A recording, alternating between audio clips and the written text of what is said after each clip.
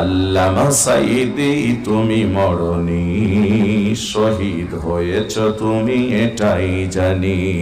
কোরআনের পাখি তুমি মরনি, শহীদ হয়েছ তুমি এটাই জানি। কারাগারে কাটালে 13টি বছর, জালিমকে পেছে তোমায় দেখে থরথর, ঠিক না? কারাগারে কাটালে 13টি বছর, বাতিলকে পেছে তোমায় দেখে থরথর। তুমি যে ছিলে মোদের নয়ন মনি, শহীদ হয়েছ তুমি এটাই জানি। কোরআনের পাখি তুমি মরনি, শহীদ হয়েছ তুমি এটাই জানি, ঠিক কিনা? দেহে মাঝে যতদিন ছিল তব প্রাণ, ইমানি পরীক্ষায় তুমি ছিলে বহমান, ঠিক না? দেহে মাঝে যতদিন ছিল তব প্রাণ, ইমানি অগ্নি পরীক্ষায় তুমি ছিলে বহমান। তাই তো তোমায় ভাবি সারাক্ষণি, শহীদ হয়েছ তুমি এটাই জানি। কোরআনের পাখি তুমি মরনি, শহীদ হয়েছ তুমি এটাই জানি। জোরে বলেন কথা ঠিক কিনা? কোরআন, এই সেই বই পাওয়া যায়। মূলত কোরআন তাফসীর, কোরআনের ব্যাখ্যা বাড়িতে খুঁজে পাওয়া যায় খুব কম, কারণ এটা আমরা জানার চেষ্টা করি না। অথচ এটা জানলেই তো আমরা হেদায়েত প্রাপ্ত হব। জোরে কোন সুবহানাল্লাহ।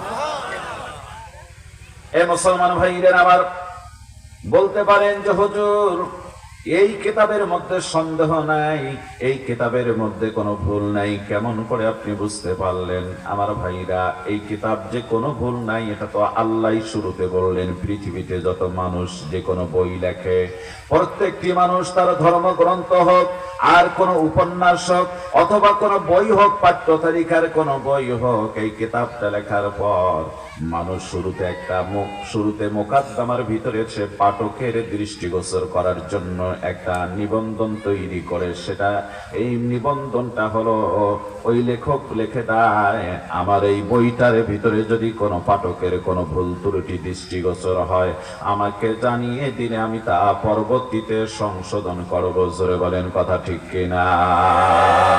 এমন কোন পাঠক নাই, এমন কোন লেখক নাই, এমন কোন গবেষক নাই, এমন কোন দার্শনিক নাই, এমন কোন ব্যক্তি নাই যিনি নিজে একটা বই লেখার পর শুরুতে এই কথাটা লেখেন নাই যে আমার এই কিতাবের ভিতরে কোনো ভুল নাই।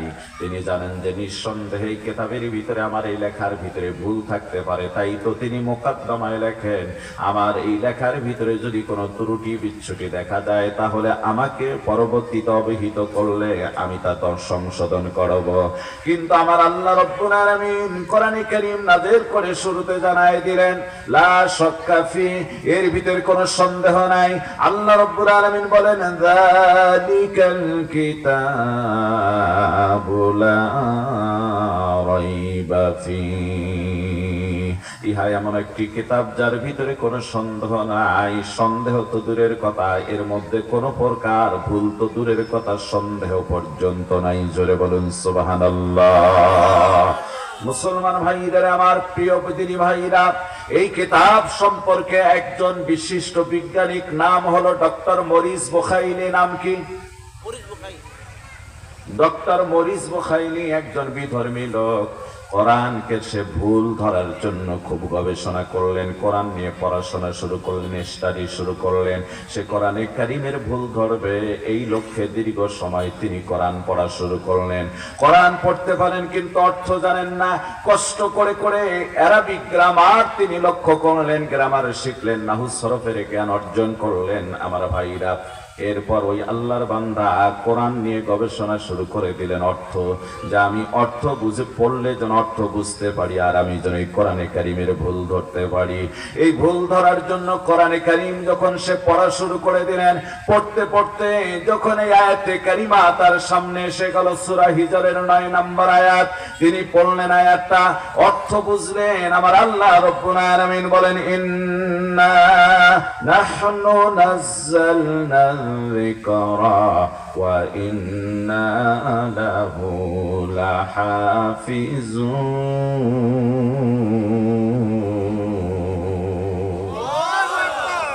তিনি বলেন কোরআন নাযিল করেছেন আমার আল্লাহ। এই আয়াতের ব্যাখ্যা হলো নিশ্চয় আল্লাহ কোরআন নাযিল করেছেন, হেফাজতের দায়িত্ব নিয়েছেন আমার আল্লাহ। আমার ভাইরার সাথে সাথে এই লোকটা চিন্তা করলো, আহারে এতদিন কোরআনে কারীমের ভুল ধরার জন্য চেষ্টা করলাম, আজকে এই আয়াত আমার চোখের সামনে আসার পর নিজের জীবনের ভুল ধরা পড়ে গেল। জোরে বলুন সুবহানাল্লাহ। সিলিন্ডার হয়ে গেলেন, এই কোরআনের ভিতরে ভুল নাই, এটা নাযিল করেছেন আল্লাহ, হেফাজত করবেন আমার আল্লাহ। সুতরাং এই কোরআন নিয়ে আর কোনো গবেষণা নয়, এর সঙ্গে সিলিন্ডার করে ফেললেন। এই লোকটি একজন মুসলমান আলিমের কাছে গিয়ে কালিমা পড়ে এই লোকটা মুসলমান হয়ে গেল। ডক্টর মরিস বুখাইলি তিনি পড়লেন লা ইলাহা ইল্লাল্লাহু মুহাম্মাদুর রাসূলুল্লাহ। জোরে বলুন সাল্লাল্লাহু আলাইহি ওয়াসাল্লাম। যারা এই কোরআন নিয়ে গবেষণা করেছেন তারা হেদায়েত খুঁজে পেয়েছেন। জোরে কোন কথা ঠিক কিনা?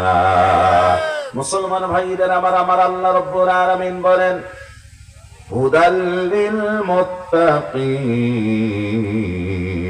আল্লাহ বলেন এই কিতাব হচ্ছে হুদাল লিল মুত্তাকিন, তার মানে আল্লাহ ভীরুদের জন্য, মুত্তাকিনদের জন্য ইহা পথ প্রদর্শক। জোরে বলুন সুবহানাল্লাহ।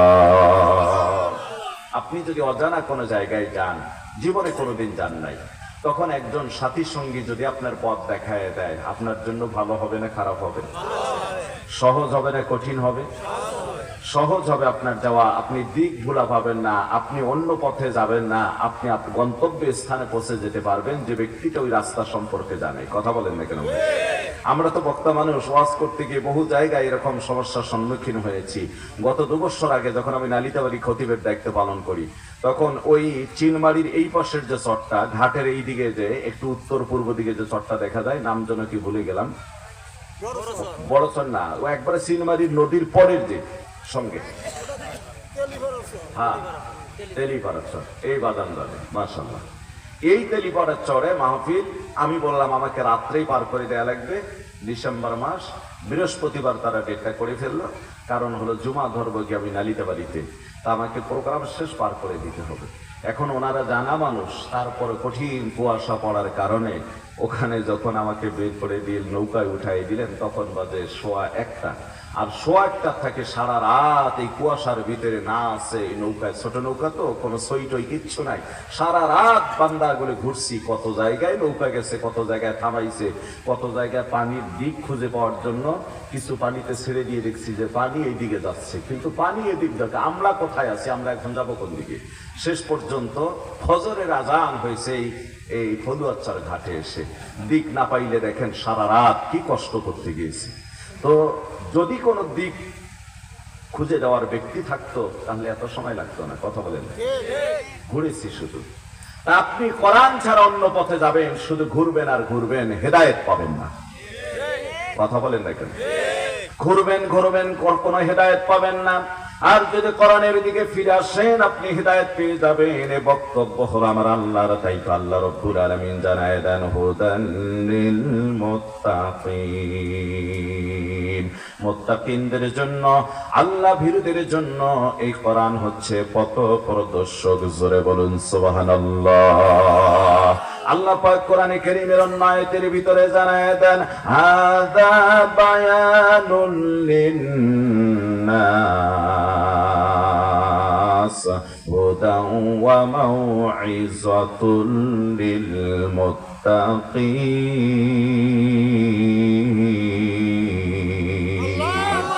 আল্লাহ পাক বলেন হাযা বায়ানুল লিন্নাস, এই কোরআন হচ্ছে মানুষের জন্য সুস্পষ্ট বর্ণনা। এর ভিতরে কোনো বক্রতা নাই, এই কোরআনের ভিতরে কোনো প্রকার সন্দেহ নাই। এই কোরআন মানুষকে সঠিক কথাগুলি দেখায়, সঠিক পথ দেখায়। এর জন্য বললেন কোরআন হচ্ছে সুস্পষ্ট বর্ণনা। আল্লাহ বলেন হুদান ওয়া মাউইযাতুল লিল মুত্তাকিন। আল্লাহ ভীরুদের জন্য এই কোরআন হচ্ছে পথ প্রদর্শক এবং উপদেশ। জোরে বলুন সুবহানাল্লাহ। শ্রেষ্ঠ উপদেশ হচ্ছে কোরআন। সুবহানাল্লাহ বলুন। কোরআন থেকে আলোচনা শোনার চেষ্টা করবেন বেশি, আজগবি কেচ্ছা কাহিনী বাদ দেওয়ার চেষ্টা করবেন। পারবেন না ভাই? ইনশাআল্লাহ। তবে হ্যাঁ, মিসাল স্বরূপ, বর্ণনা স্বরূপ, উদাহরণ স্বরূপ দু একটা কথা যদি বলে, বক্তাকে বলতে হবে এটা কোরআন না, হাদিসও না, একটা ঘটনা বলছি। কি বলছি? কথা বুঝাইতে পারলাম? যে এটা কোরআন না, হাদিস না, আমি একটা ঘটনা বলতেছি। সেটা আল্লাহর ওলিদের হতে পারে, প্রিয় কোনো ব্যক্তির হতে পারে, হতে পারে কোনো একটা এক্সাম্পল দিতে গিয়ে এই ঘটনাটা আসতে পারে, যা মানুষকে অনেক সময় অ্যাটেনশন, মানুষকে ইমোশনাল তৈরি করার জন্য। সেটা বলতে হবে যে এটা কোরআনও না, হাদিসও না, কিন্তু কোনো কিচ্ছা কাহিনীকে কোরআনের সাথে জড়ানো যাবে না, যেটা আমাদের প্রিন্সিপাল সাহেব বললেন। কথা বলেন না কেন? এটার সাথে ওই কিচ্ছার এই সঙ্গে কোরআনের ব্যাখ্যার সঙ্গে কোনো মিল আছে না? কথা বলেন আছে না? এই জন্য কোরআন আল্লাহ বলছেন হাযা বায়ানুল লিন্নাস। এই কোরআন হচ্ছে মানুষের জন্য সুস্পষ্ট বর্ণনা, হুদাও ওয়া মাউইযাতুল লিল মুত্তাকিন। ইহা হচ্ছে মুত্তাকিনদের জন্য, আল্লাহ ভীরুদের জন্য পথ প্রদর্শক এবং উপদেশ। জোরে বলুন সুবহানাল্লাহ। এই মুসলমান ভাইদের আমার, গভীর মনোযোগ দেন। লম্বা বক্তৃতা দেব না, মেহমান আপনাদের সামনে রয়েছে। এই কোরআন আর হাদিস থেকে আপনাদের মাঝে কিছু কথা পেশ করব। গভীর মনোযোগ দেন। শুরুতে একটা হাদিস আপনাদের মাঝে বলেছিলাম। হাদিসটা হযরত আবু হুরায়রা থেকে বর্ণিত। হযরত আবু হুরায়রা রাদিয়াল্লাহু তাআলা আনহু বর্ণনা করেন, ওয়া না আবি হুরায়রা রাদিয়াল্লাহু তাআলা আনহু قال رسول الله صلى الله عليه وسلم اجتنبوا السبع الموبقات قالوا يا رسول الله وما هن قال الشرك بالله। হযরত আবু হুরায়রা থেকে হাদিস বর্ণিত, তিনি বলেন নবীজি বর্ণনা করেছেন, আল্লাহ রাসূল বর্ণনা করেন, আমার সাহাবীরা সাতটা এত বড় বড় ধ্বংসকারী গুনাহ রয়েছে, কাবিরা গুনাহ, যে গুনাহগুলি যদি মানুষ করে জীবনের আমল পুড়ে তারা বরবাদ হয়ে যাবে, ছাই হয়ে যাবে, কোনো আমল অবশিষ্ট থাকবে না। আর এই 7টি গুনাহ থেকে যদি কোনো মানুষ বেঁচে থাকে, আশা করা যায় লোকটা জান্নাতি হবে। জোরে বলুন সুবহানাল্লাহ। তার আমল অবশিষ্ট থাকবে। সাহাবা আজমাইন প্রশ্ন করলেন, আপনাদেরও জানার দরকার আছে না নাই? 7টা গুনাহ কি কি আপনাদেরও জানার দরকার আছে না নাই? সাহাবা আজমান প্রশ্ন করলেন, ক্বালু ওয়া মা হুন্না ইয়া রাসূলুল্লাহ, আল্লাহর নবী গো সেই গুনাহগুলি কি কি? নবীজি প্রথম নাম্বার গুনার ব্যাখ্যা দিয়ে বললেন, ক্বালা আশরিকু বিল্লাহ। 1 নাম্বার গুনাহ হচ্ছে আল্লাহর সাথে অংশীদারি স্থাপন করা, আল্লাহর সমকক্ষ মনে করা, কোন বস্তুকে তার সাথে শিরিক করা, শরীক করা। আমার ভাইরা, আমার বন্ধুগণ, প্রথম নাম্বার গুনাহটা হলো, নাম হলো শিরিক। নাম কি? শিরিক। নাম কি? শিরিক। আমরা এই শিরিক থেকে বাঁচবো, পারবো তো ভাই ইনশাআল্লাহ? শিরিক এই গুনাহ আল্লাহ কখনো মাফ করেন না। এটি কাবীরা গুনাহ। এই গুনাহগুলি করার কারণে মানুষ যা আমল আছে পুড়ে ছাই বরবাদ হয়ে যায়। কি হয়ে যায় ভাই? জোরে বলেন, কি হয়ে যায়? বরবাদ হয়ে যায়। মুসলমান ভাইরা আমার, বলতে পারেন হুজুর শিরিকটা কি? শিরিক এমন একটা জিনিস যেটা মানুষের আমল পুড়ে ছাই করে দেয়। এই যুবক তরুণেরা গভীর মনোযোগ দিয়ে দেন। আজকে মানুষ বহুজনে বহুমুখী শিরিকের সঙ্গে লিপ্ত। আমি আপনাদেরকে শুধুমাত্র 2-3টা টাচ আপনাদের মাঝে দিয়ে যাই। দেখুন শিরিক মানুষ কিভাবে করে। আমার ভাইরা, ইউটিউবে এখন সার্চ দেন, সার্চ দেওয়ার পর খুঁজে পাবেন অনেকগুলি মহিলাকে দেখছি আমি, মহিলা দাঁড়ানো, আর একটা মহিলা এমন এক বাবাকে জড়িয়ে ধরেছে, যে বাবার মুখে কোনো দাড়ি নাই, গালগুলি ভিতরে চলে গিয়েছে, না জানি কত মন সে বিড়ি গাঁজা খেয়েছে। আমার ভাইরা, নামাজ নাই, রোজা নাই, আল্লাহ নাই, পরকাল নাই। এই বাবারে জড়ে ধরে মহিলা গাইতেছে, ভাবে বাবা আমি তোমায় ভালোবাসি। আছে না নাই? চরণ চলিতে বাবা গো বাবা, তোমার কাছে আসি রে বাবা, আমি তোমায় ভালোবাসি। আবার কান্দেও মাঝে মাঝে, কয় যখন আমি থাকি যেইখানে তোমার নামটি ডাকি গো মনে, ধ্যানে জ্ঞানে ডাকি তোমায় রে বাবা, নিরালাতে বসি গো বাবা, আমি তোমায় ভালোবাসি।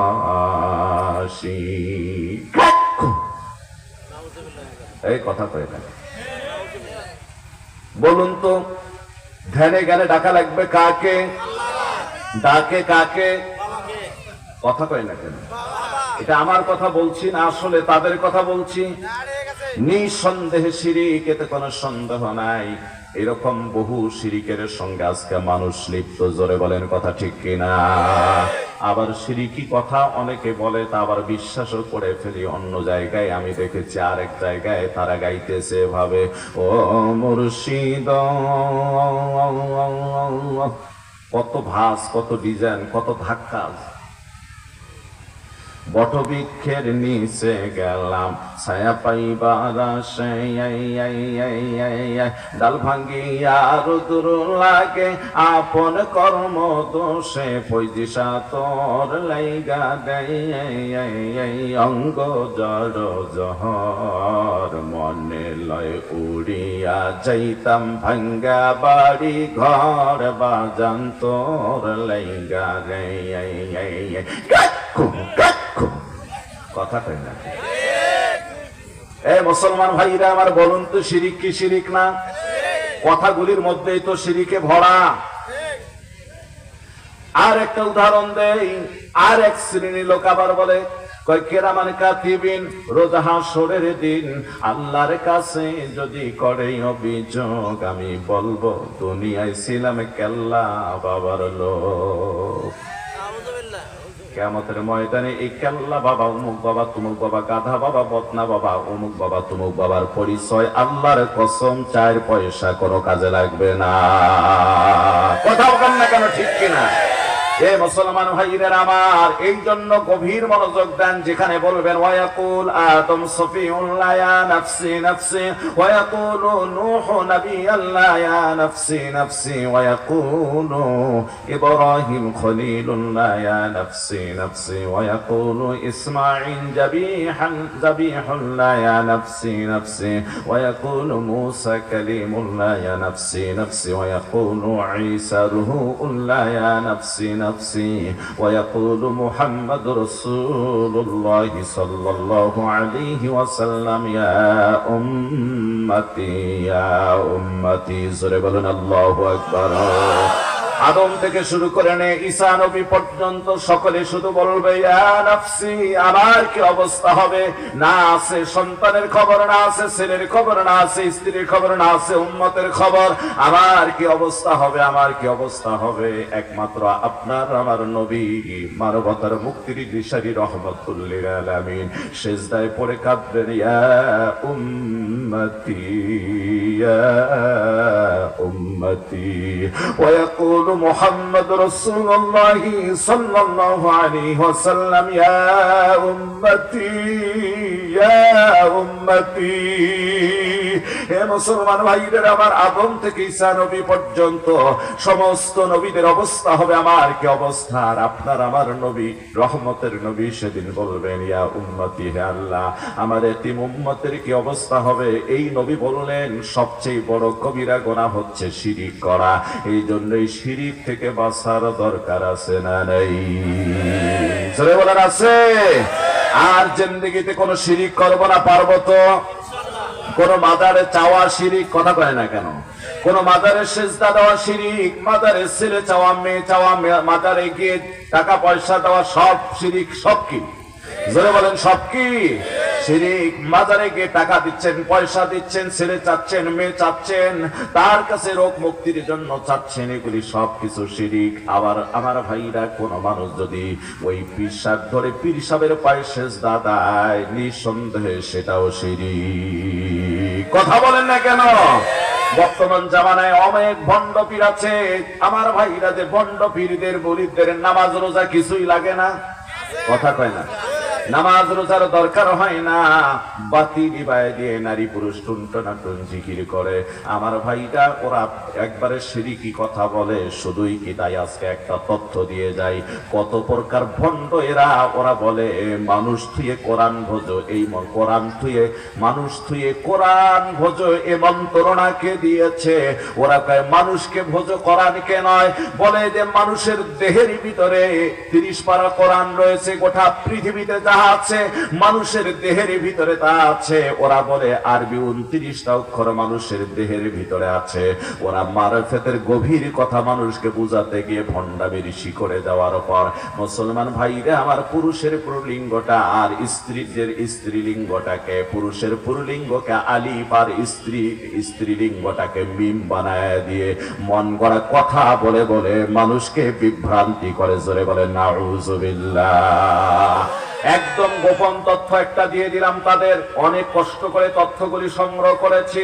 আপনি আমি কোরআন পড়ার পর কোরআনে 14টা সেজদা আমরা জমিনে দেই। ওরা কয় ওই সেজদা জমিনে দিতে হবে না, এটা মানব দেহের ভিতরে দিতে হবে। তাই তো ওই ভণ্ডগুলি আমার ভাইরা, ও মুসলমান ভাইরা আমার, একজন পুরুষ একটা নারীর শরীরে 14 জায়গায় চুমা দেয়। জোরে কয় না কেন নাউযুবিল্লাহ?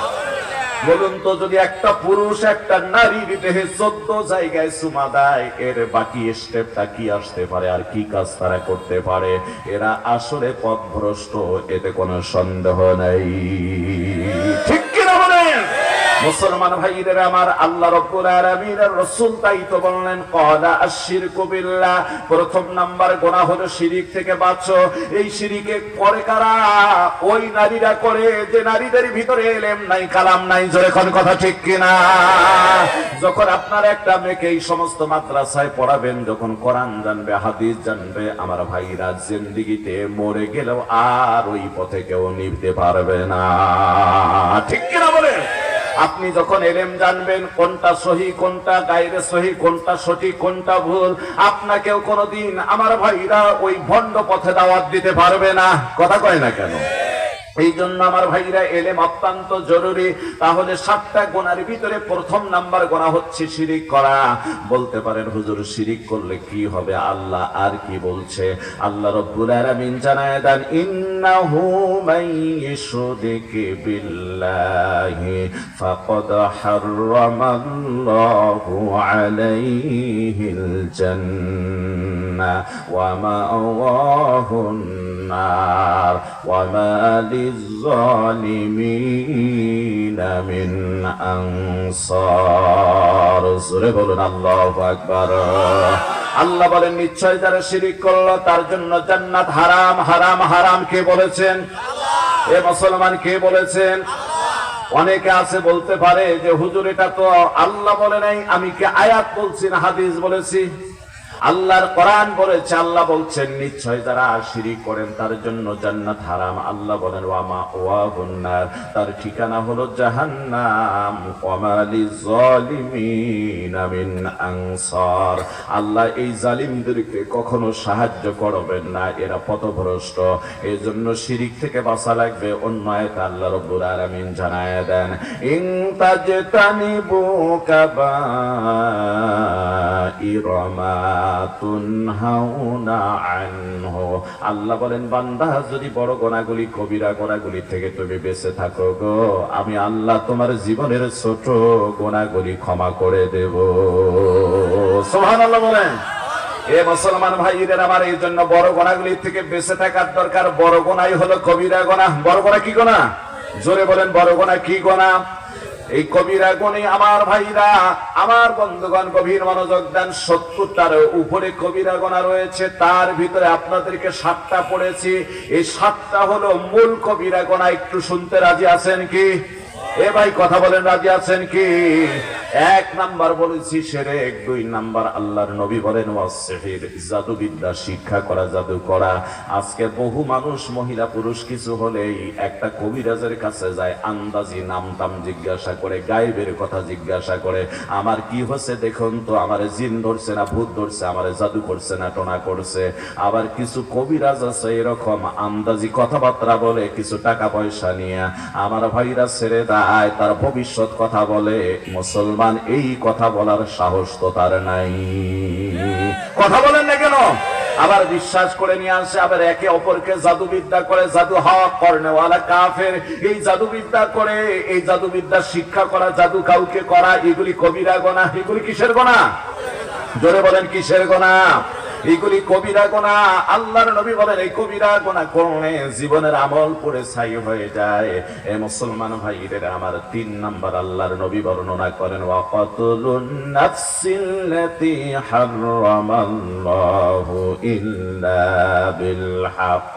আল্লাহর নবী 3 নম্বরে বর্ণনা করেন আল্লাহর আইন ও বিধান ব্যতীত অন্যায় ভাবে কোন মানুষকে হত্যা করা, কতল করে ফেলা, আল্লাহর নবী বলেন এটা হচ্ছে শিরক। এই গুনাহ আল্লাহ কখনো মাফ করে দেয় না। জোরে বলেন নাউযুবিল্লাহ।